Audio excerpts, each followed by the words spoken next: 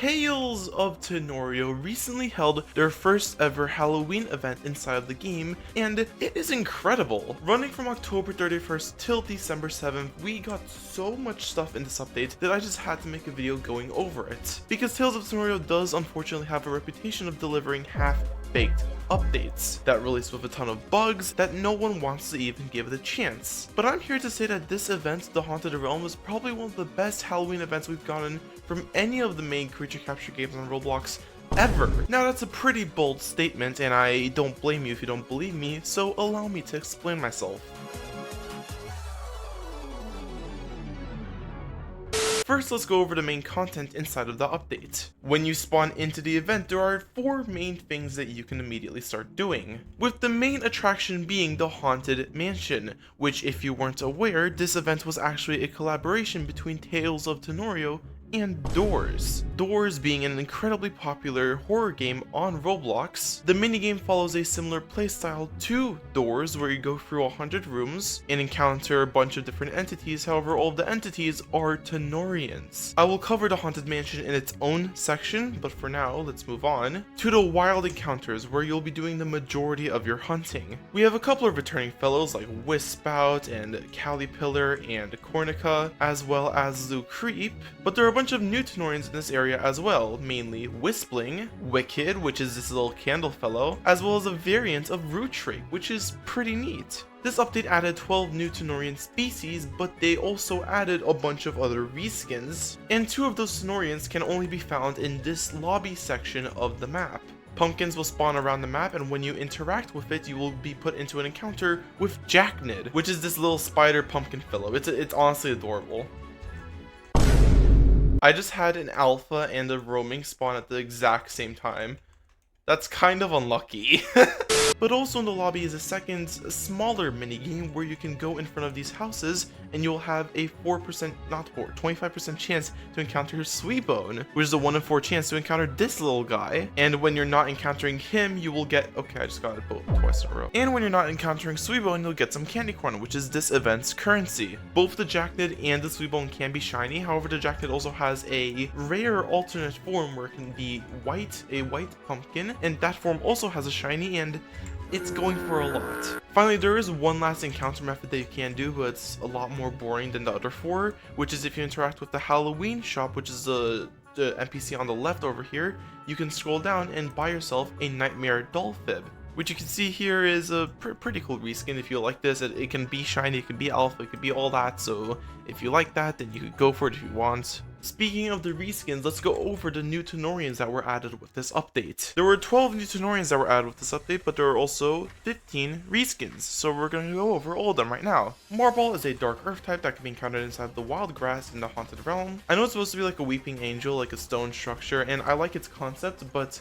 it does look a bit undermodeled. I don't know, maybe that's just me. Jacknid is adorable. I love it so much. And its evolution Carvantula is amazing. I genuinely love this creature design so much. It is so good. Oh my god. Its idle animation is perfect. Its attack animations are perfect. I love it inside of in the minigame, which we'll get to in a second. I think their white pumpkin reskins are fine. I don't have any special opinions about them. They're cool still. Sweetbone and Zom Candy are actually submissions to a contest that Tales of Tanorio held. You'll see a couple other reskins and creatures inside of this event were winners of the contest. Sweetbone and Zom Candy weren't winners, but the devs liked them enough to add it with the update anyways, and I think they made the right call. It's an amazing design. I don't love Sweetbone. I think it's a bit but Zom Candy is so cool and I love it. Wicked is cute and Fantalabra is cool. I like them a lot, but they're not like extraordinary. They're fine. I give them like a 7.5 out of 10, you know? Whispling is the winner of the contest that I mentioned a second ago, and I like it. It's definitely more creative than other wisps that have been made inside the creature capturing community, and I like how it has multiple forms. It has this more common purple form, then there's an orange form, and then there's a blue form that's being added with the Christmas update, so it's not in the game yet. The purple form evolves into Dolagul, which I honestly don't like Dolagul's design that much, which pains me to say because it's the purple colored one, but I don't love it. Vampire is the evolution of the orange form, however, and it looks a lot better. It's awesome. I can't even lie. Moving on to Rootrake, which this is actually how dare you turn away from me? This is actually its nightmare form. This is a common encounter inside the haunted realm, and it's less a reskin, more of a variant, because its final evolution is actually a new Tanorian species entirely. Nightmare Root Rake evolves into Nightmare Bush Rake at level 30, and instead of evolving into some Nightmare Arbor Rake design, instead it evolves into Arbor Ghoul, which is just completely different. Figure Songadem is another reskin that we got, where this is actually part of the Doors collaboration, because obviously this is based on Figure from Doors. I like Nightmare Songadem's design. I think it's a good reskin, but it's not like amazing. Nightmare Termitate is really adorable. It's actually so creative. I love it. Its animation is adorable. I think it's really cool. I've gone 2 alphas of it, so it's pretty neat. And its evolution, Nightmare Termitator, is insane. This thing is insane. I love it. Nightmare Snowkid. This is the second winner of the contest that I mentioned a minute ago. The way the contest worked was there was a winner for a reskin of a pre-existing Tanorian, and then there was a winner for a completely new Tanorian that was going to be added to the game. And the one that won the creature part of the contest was Whistling, as I mentioned a second ago, but the one that won the reskin was Nightmare Snowkit. And this thing is adorable. I love it so much. Its evolution, I don't love the mid-evo as much, but its final evolution, Nightmare Tanukais, is so cool. I love it so much. 10 out of 10. This line also has an incredible shiny. Ever since I saw it in the dev server, I've been like, oh my god, I need it. Nightmare Asteroid. This is the second reskin that we got in collaboration with Doors, and this one is based on Screech. Now, at first glance, you might think this is just Screech, but no, it has a different amount of tentacles, and there is a star inside of it. Hence the Asteroid reskin, because Asteroid regularly also has a star, and yeah, it's not great. Nightmare Dolphib is a really good reskin. Compared to regular Dolphib, it is so cool. I don't really like regular Dolphib that much. I think it's really bland. But compared to that, Nightmare Dolphib is such an upgrade. I love this thing. I'm not even sure what I love about it specifically, but it just looks cleaner, it looks nicer. I honestly wish we could have found it in the wild instead of having to buy it from a shop, because it's so cool. Dolphib obviously has 2 different evolutions, and I really didn't like Carpentoid that much. In my Makoto video, you could see my reasoning was Carpentoid just looks like more Dolphib, and I didn't really like Dolphib either, so it was just an Tanorian to me. But this reskin is insane. I love how every single Nightmare reskin in this event is just a little bit unhinged. It's fantastic. I love the Tumbini, or like the dead Tumbini on its back. I love how insane it's like idle animation. It's so cool. I love it so much. I want to say 10 out of 10. I might give it a 10 out of 10. I love it. And then for Doll Fantasy, I liked regular Doll Fantasy. It is a 10 out of 10 for me. I think it's the best member of its evolutionary line. And that stays true with this Nightmare reskin in the fact that it's a 10 out of 10. But in my opinion, Nightmare Carpentoid is just a little bit better. So maybe I'll bump Carpentoid up to a 10.5. But I still really like Nightmare Doll Fantasy. It looks so cool and majestic. It looks like something we could ride underwater. I hope underwater mounts come, because this is so cool. It would be so cool to ride this underwater. Like, please. Now to move on to the legendaries, which this event added 2 new ones. One is a reskin of a past legendary, and one a new legendary entirely. Starting off, let's go over Nightmare Lampyro. Nightmare Lampyro is pretty freaking cool. I love this thing. When I first saw it, I was worried that people wouldn't get that it was supposed to be Lampyro. Like, obviously the name says it's Lampyro, but it looks more like a scarecrow with cannons for arms than a Lampyro reskin. But that didn't seem to really be an issue. That's just like a personal bias. Like, I feel like the Lampyro aspect of it could have been established better, but it still looks awesome, and it still has like the same like proportions as Lampyro, and it's just awesome. Like, I really can't complain. It's great. As for the other legendary added with this update, its name is Lucier, which we'll go over the specifics of this Tanorian in the Haunted Mansion section, but I'll just say my opinions of the Tanorian right now. It is peak. I love this thing so much. It is so cool. I love its voice actor. I love it in the Halloween event. It's so cool. I got a full odds shiny one, and so like I'm very fond of it. I love this thing. 10 out of 10. Now it's time for the OST. I mentioned last time that Kyle Allen Music always cooks with OST. Nothing has changed. This OST is still incredible. With the Halloween event, they released volume 4 of the Tales of Tanorio OST. In my opinion, it should have been like 3.5, or like maybe like an expansion OST, kind of like how FNF does it. I don't know, it's like making a significant like volume for like, it doesn't even have like a ton of songs. It only has like 9 songs. and it's only for an event that only lasted for like a month. I feel like it shouldn't have been its own volume, you know? But that's just like a minor nitpick. That's not a huge deal. As I said a second ago, this volume added 9 new songs, and since there's less songs in this volume than last time, I could actually give my opinions on all of them. First of all, the non-battle themes, we got the theme for the Haunted Realm itself, which this is just like it's just like a really cool theme in general. Like it doesn't sound like it would work, but it works, and I don't know how. Like it's just like it's weirdly like intense, but also still has that like Tales of Tanorio charm. Mansion Lobby is the theme that plays in the very first room of the Doors minigame. It's really nice, it sets the tone, and then the next theme inside the mansion is the theme that plays throughout the entire mansion moving forwards. It's a really good theme, and in my opinion, it does it better than Doors, because Doors doesn't really have any themes in the background when you're progressing through it regularly. And in my opinion, having like a theme in the back that's like, it doesn't have to be too intense, it's just like a theme to set the mood, really helps a lot. This theme Keeps Haunting Me is just a theme that plays at the very beginning of the Haunted Mansion. It's completely irrelevant.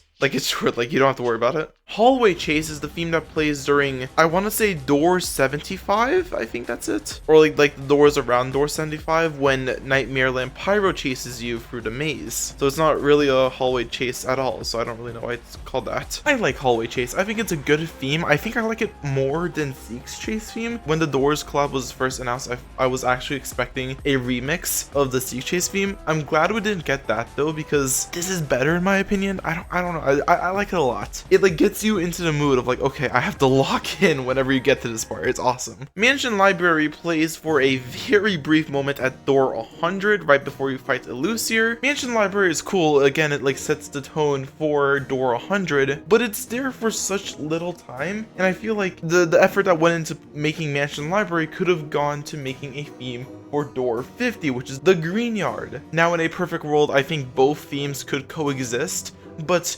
I believe Kyle was on some sort of time limit when making the Doors the Tales of Tanorio Volume 4 OST, so I feel like it would have made sense to scrap Mansion Library and instead make something for the Green Yard. Again, I like Mansion Library, it's a really cool theme, and I plan to use it in some videos. But just like how Mansion Library sets the tone, we needed something for the Green Yard, and I feel like the Green Yard was a more important room to have a theme in. Not more important, but like since it's there you're there for longer, there should have been some theme there, you know, something to establish the setting instead of you just entering door 50 and nothing happening. You just have to figure it out. I don't like that. And then for the battle themes, we got the Spooky Battle theme, which is just like a spooky-fied, slowed-down version of the regular battle theme, and it's cute. I like it a lot, but it's not like the best battle theme that we've ever had. And on the topic of this specific battle theme, it played during the spooky ruptures inside of the Haunted Mansion. That shouldn't have been the case. Honestly, there should have been a third battle theme in this volume that was specifically spooky rupture battle theme, or whatever the hell you want to call it. Just in general, ruptures should have their own battle theme, because using the regular battle theme makes it so much less intense. And then Elusier Battle is the Elusier Battle theme. For some reason, it's not called Elusier Battle theme, it's just called Elusier Battle. Whatever, man. And this theme goes hard. I love this one. This is up there with like rival battle theme in terms of like the best battle themes inside of the game. And something that I'd like to point out, Tales of Tanorio has this like style that like a lot of its tracks fall into, where they use like similar instruments, and Elusier Battle uses the same instruments. Like I want to say xylophone, I'm not sure if that's the correct instrument, but like you could hear the themes in this specific part. It sounds like kind of out of place for a regular battle theme, but for Tales of Tanorio it works, because Tales of Tanorio's OST has always been like sort of playful in its nature, and so I really like this decision. Like it's still intense, but like incorporates like that playfulness into it, and it also works for Elusier because it's a jester. Like it fits with his theme. Like it's awesome. Aside from wanting like some extra themes like for the Ruptures or the Green Yard, the themes themselves Kyle Allen cooked as always. They're so good. They're incredible. I have no complaints. There's like some are just a little bit weaker than others, but I have no complaints.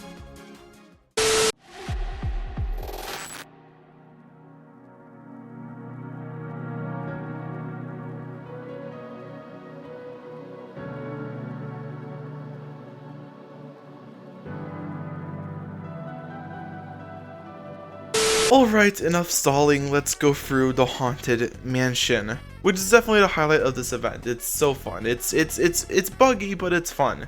You spawn in this room with this NPC Echo, which doesn't do anything. He's just kind of there. I don't understand the point of this room. Like it's supposed to be a loading room, but it's clunky. I don't know, and Echo doesn't even do anything. And then the next room over, it would have been a perfect room to load all the players in, so I don't understand the point of the first room. Like what? Anyways, yeah, you can see that the lobby room here is almost an exact replica of the lobby from Doors, so that's cool. And yeah, that was a speed up pill that we just got. Speed up pills are a thing that's like kind of broken inside of this mini game. They speed you up for so long, and for like honestly an OP amount. You can just like blast through the entire hotel. I don't use it here, but that's what they do.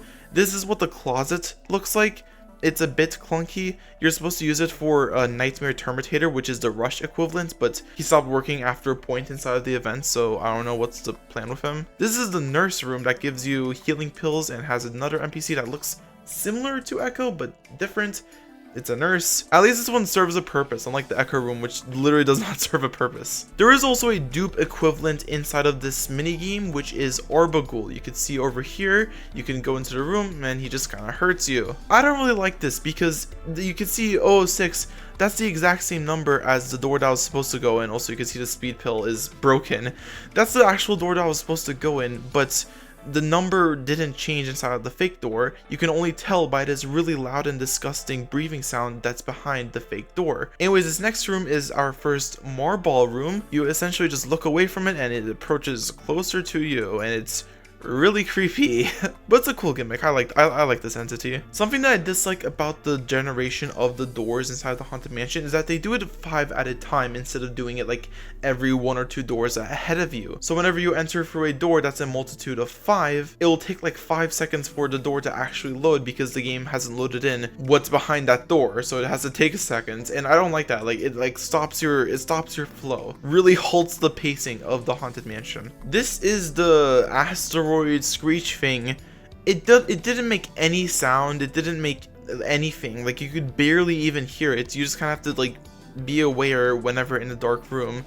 I wish they did screech better. You could even see inside the animation there, like it was supposed to have an animation with like the star moving, but like the screech itself is like moving still. If it just had like a better sound like notification whenever it popped up, I feel like I would have liked it more. But since it's almost completely silent and its animation doesn't even work, I kind of hate it. Anyways, this is our first rupture. This is Elise here talking to us. You've been doing quite well for yourself. Let's shake things up, shall we? And big goo out of the ground, and then whoop, screech, hello. And you could really see what I meant earlier with like the lack of shaders. Like yes, there's like lights on the walls, but that's like that's nothing. There's no shadows, there's no like special light sources. It just looks like unseasoned chicken, if you get what I'm saying. Door 50, and you can see what I meant earlier with like the lack of like an introduction, because this is the greenhouse, and I don't really know what I'm gonna do. If I was a new player, there's like nothing to tell me what I'm supposed to do. What I am supposed to do is go hit these jacknids and see which one gives me a black key. There's a bunch of jacknids hidden throughout the map, and only one of them gives a key. And then there's also an enormous carvantula that's supposed to be roaming throughout the entire map. But the thing is, that broke too, and she just kind of gets stuck after like 5 seconds. She can also get stuck camping on top of jacknids, so good luck if that specific jacknid happens to have the black key. That happened to me once. That was unfortunate. Still, when this event first came out and the carvantula was actually like roaming throughout the maze and, you know, doing its job, it was actually pretty nerve-wracking. Like this was a pretty intense room. I actually really liked it. But obviously, as you can see now, is pretty easy because she just gets stuck after a while. Anyways, after door 50, it's time for another rupture, this time with the carvantula that you just escaped from. Again, some shaders would go really nice here, but it's fine. This is still really cool. Anyways, if you watch really closely right here, carvantula actually just crits me and kills me, and if you die in a rupture, that counts as you dying actually, and you have to restart. I don't love that, especially because I couldn't get footage of the rest of the game. After door 51, the entire room structure just kind of changes. The walls become darkened and like there's like entirely new rooms. It's really cool. You're essentially in the basement of the mansion. At door 75 is the Nightmare Land Pyro Chase, which it's not too stressful. Like he's not too fast. You just have to go down the path with no candy and you should be good to go. It's really freaking cool. And then finally you're at Elusier, which there's a little cutscene where he's kind of just yapping. and you fight him. A lot of people die here, but don't worry if you die here or not, because either way, your loser's gonna be in the wild. You just don't get the badge if you die. Overall, despite the bugs, once you get used to them, this is such a fun minigame. I've sunken probably hours into the Haunted Mansion. The Haunted Mansion overall is a pretty good 8.5 out of 10. So now that that's over, why do I think this is the best Halloween event we've ever gotten in any creature capturing game ever? Obviously that's still a pretty ballsy claim, and after all the bugs that I just showed you, you might be like, well, no, it's really not that good. But for some reason, while playing through the event, I had so much fun. I think the biggest factor that contributed to how fun this event was just how much content that the developers were constantly adding. Almost every weekend of the event, there was something new being added to the game, whether it's being a new mount or a new reskin or whatever. Every weekend we also got the mutated shiny weekends where the doors reskins had a chance to be mutated, which is some custom shiny thing that technically hasn't been introduced yet. It's a whole thing. The point is, there was just so much to do, and it never felt overwhelming. It felt like the perfect amount of stuff to do, and there was more that was constantly coming in to keep us entertained. I mean, for gosh sake, on the weekend that the event ended, they pushed an overhaul of how the battle camera worked, and added a new legendary to the Alpha Grove. Of course I had fun hunting in the Trick or Treat in Lumion Legacy, and of course others probably had fun hunting in Doodleworld's Halloween event. But between Trick or Treat and this event, I'd have to say that I had more fun in Tales of Tanorio, which just a couple months ago was a sentence I never thought I'd say, I'll be honest. The team genuinely put in a great effort to make the event as connected with the community as possible, and the final result was an incredible experience that almost everyone enjoyed. Almost everyone that I've talked to about this event has said that they loved it, which means they gotta be doing something right. Thank you for watching, and have a great night.